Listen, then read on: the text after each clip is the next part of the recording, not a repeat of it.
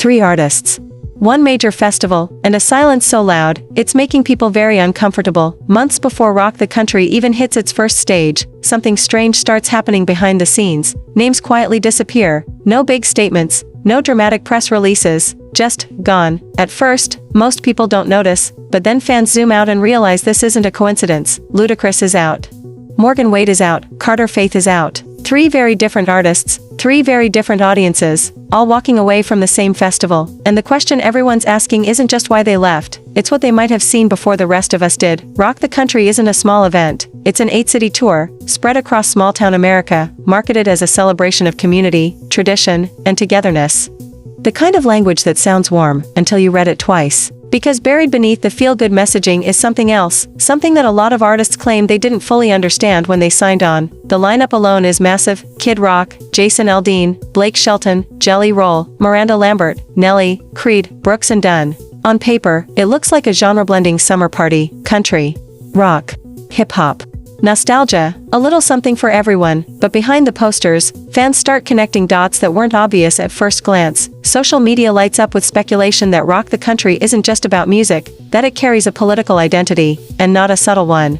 Kid Rock's name becomes the center of the conversation, not because of his music, but because of what he represents politically. And that's where the tension starts to crack the surface. Ludacris, an outspoken supporter of Black Lives Matter, suddenly isn't listed anymore. No announcement, just a quiet removal from the website. Later, his representative tells Rolling Stone it was all a mix-up. That lines got crossed, that he was never supposed to be there. That explanation might satisfy some people, but for others, it raises even more questions, because Morgan Wade disappears too. And Morgan Wade isn't just any artist, she's known for being vocal about human rights. She's not someone who casually walks away from major exposure unless something feels off. Still, no official explanation. Then Carter Faith speaks up, not with a statement, not with a video, but with a simple TikTok comment: "I'm not playing it anymore." That's it. No apology, no justification, just a line in the sand. And when artists stop explaining themselves, it usually means they feel like the explanation would say too much. At this point, the conversation explodes. Fans start asking if Rock the Country is politically affiliated, if artists were unknowingly signing on to something bigger than a music festival, something symbolic, something divisive. Shinedown's drummer, Barry Kerch, confirms what many suspected. Even bands already locked into the lineup were caught off guard. He admits they had no idea it was Kid Rock's thing. They saw a cool lineup, they took the offer, only later did they realize the political undertones tied to the event, and once the internet senses ideology, the knives come out. Kerch says the backlash was immediate, aggressive, personal, and that's when this story stops being about one festival, and starts being about the modern music industry itself. Because here's the uncomfortable truth: artists don't just choose stages anymore, they choose narratives, they choose symbols, they choose what their silence will be interpreted as.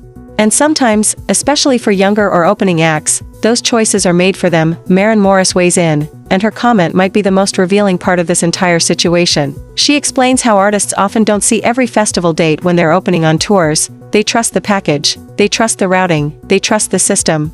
Until one day, they show up, and realize they've been placed inside something they never agreed to represent. She admits it happened to her in 2018. She didn't know what kind of event she was walking into until she was already there, and when that realization hits, you have 2 options. You stay quiet and collect the check, or you walk away and let people speculate. Ludacris walked away, Morgan Wade walked away, Carter Faith walked away. And none of them felt the need to justify it. That silence might be the loudest statement of all, because Rock the Country still hasn't addressed any political affiliation. No clarification, no denial, no reassurance, just business as usual. And maybe that's the point. In today's climate, ambiguity protects organizers, but it puts artists at risk.